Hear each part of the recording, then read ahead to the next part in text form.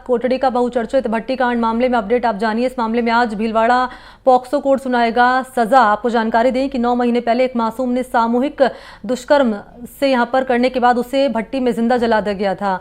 तो मासूम से दरिंदगी पेश आई थी।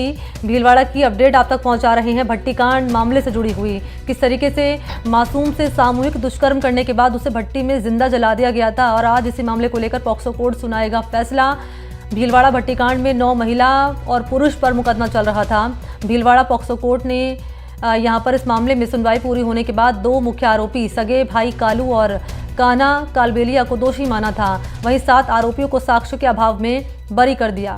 इसमें मुख्य आरोपियों की पत्नी, बहन, माता पिता समेत एक अन्य है। जानकारी के अनुसार इस मामले में सरकार की ओर से 43 गवाहों के बयान दर्ज करवाए गए थे। साथ ही इस मामले में अभियोजन की ओर से 222 दस्तावेज साक्ष्य प्रस्तुत करवाए गए थे।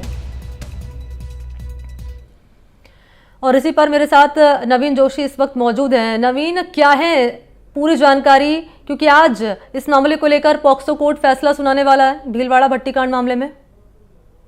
मनी बता दूं, ये जो मामला था कोटड़ी का बहुचर्चित मामला था जिससे भीलवाड़ा की खासी बदनामी पूरे देश दुनिया में हुई थी। देश भर का मीडिया यहाँ पर उस समय जब ये घटनाक्रम हुआ था, 2 अगस्त की रात की घटना है। कोटड़ी पंचायत समिति का एक गांव है जहां पर एक मासूम बच्चे के साथ में पहले दुष्कर्म किया गया। सामूहिक दुष्कर्म के बाद में उसे जिंदा भट्टी में जला दिया गया, कोयले की भट्टी में। 9 महीने बाद में शुक्रवार को इस पूरे मामले को लेकर अंतिम बहस हुई और सजा के बिंदुओं पर विचार विमर्श कोर्ट ने किया। जो पोस्को कोर्ट संख्या 2 है, अनिल गुप्ता मजिस्ट्रेट इस कोर्ट के, उन्होंने दोनों मुलजिमों पर सजा के बिंदुओं पर आज अंतिम सुनवाई अभी कुछ ही देर पहले की है। करीब 12:30 बजे का समय वापस कोर्ट ने दिया है मुलजिमों को सजा सुनाने के लिए। अभी मैं बता दूं आपको मनी कि यहाँ पर जो भीलवाड़ा का जो पोस्को कोर्ट है, इसके बाहर खासी सुरक्षा व्यवस्था की गई थी। जो एडिशनल एसपी है विमल सिंह, उनके साथ साथ में 2 डिप्टी और जो शहर कोतवाल है राजपाल सिंह, इनके साथ में खासा जाब्ता यहाँ पे तैनात किया गया था। अभी कुछ ही देर पहले यहाँ पर जो सजा के अंतिम बिंदुओं पर सुनवाई हुई, 12:30 बजे तक के लिए फैसला सुरक्षित रखा गया। आप देख सकते हो, मैं भी कोर्ट संख्या 2 के बाहर खड़ा हुआ हूँ। यहाँ पे किस तरह से लोग खड़े हुए हैं और अभी भी यहाँ पे भजवा लगा हुआ है। यहाँ पे जो मैं अगर आप कहें मनी, तो मैं उस परिवार का एक जो सदस्य है जो कि जिसकी बेटी गई, जिसकी बेटी के साथ में दुष्कर्म हुआ, वो यहाँ पे मौजूद है। अगर आप कहें तो उनसे बात करो। आप क्या चाहते हैं भाई साहब इस मुकदमे को? पार्टी चाहते हैं तो 7 को बरी कर दिया कोर्ट ने और 2 को अभी कुछ ही देर बाद फैसला सुनाएंगे। इसके बाद में आप आके हाई कोर्ट वगैरह जाने की तैयारी करोगे? इनको पार्टी होने के सरकारों को पार्टी होने में और आगे देखूंगा मामला।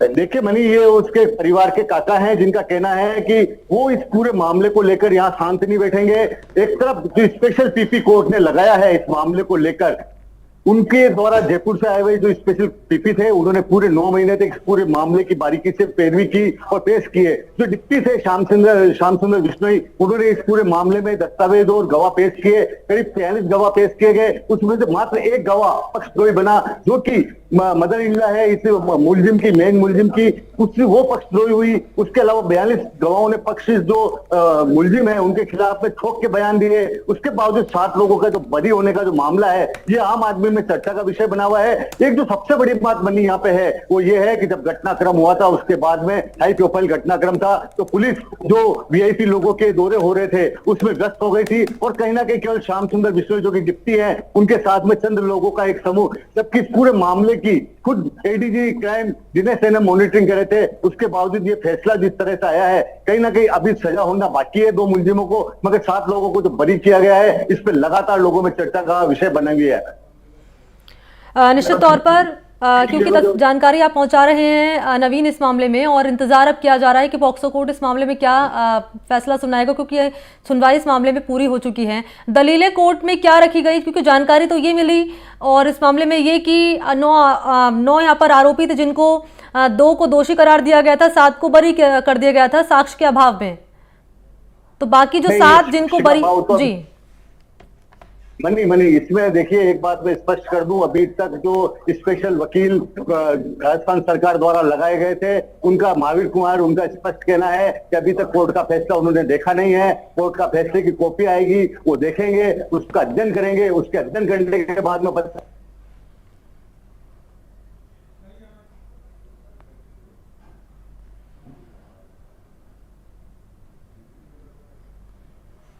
टेक्निकल इशू आ रहा है नवीन, आपसे जानकारी लेंगे, आपकी आवाज़ नहीं पहुंच पा रही हम तक। तो महत्वपूर्ण ये होगा कि आज कोर्ट की ओर से इस मामले में क्या फैसला सुनाया जाएगा। जी नवीन, जी जी जी, बात बिल्कुल। पूरी अभी कीजिए जो अपनी। जी, जिस तरह से स्पेशल पीपी लगाए थे राजस्थान सरकार ने 9 महीने पहले इस चर्चित मामले को देखते हुए, तो जो स्पेशल पीपी थे महावीर सिंह किस्नावत, उन्होंने पूरा मामले के बाद में अभी जिस तरह से 7 लोगों को बरी करने, 2 लोगों के मामले में फैसला सुरक्षित रखने को जो निर्णय लिया, उसको लेकर उनका स्पष्ट कहना है अभी इस कोर्ट के फैसले की उनकी कॉपी नहीं है। कॉपी आने के बाद में वो सिलसिलेवार बिंदुवार एक एक शब्द, एक एक जो व्यवस्था दी गई है कोर्ट की तरफ से, उसका अध्ययन करेंगे। अध्ययन करने के बाद में सरकार पूरी तरह से तैयार है हाईकोर्ट में जाने के लिए। जो पीड़ित पक्ष है उसका परिवार पूरी तरह से हाईकोर्ट में जाने के लिए तैयार है। तो अभी तक ये बात स्पष्ट है, जिस तरह से मामला चल रहा है, ये मामला भी खत्म नहीं हुआ है, अभी ये मामला और लंबा चलेगा। मनी, अभियोजन पक्ष क्या कह रहा है इस मामले में नवीन, संक्षेप में बताएं। उनका ये कहना है कि जिस तरह से मामला सामने आया है, उस मामले को देखते हुए अभी वो फैसले की कॉपी आने का इंतजार कर रहे हैं। उस कॉपी के बाद में आने के बाद में अध्ययन करने के बाद में अपना पक्ष कुछ रख पाएंगे। क्योंकि न्यायालय का मामला है, इसलिए हर आदमी पूरी सावधानी से कदम ठूक ठूक के रख रहा है। ठीक है नवीन, बहुत शुक्रिया आपका। आगे की डिटेल्स भी आपसे लेंगे इस मामले में। फिलहाल बहुत धन्यवाद आपका तमाम जानकारी इस खबर पर देने के लिए।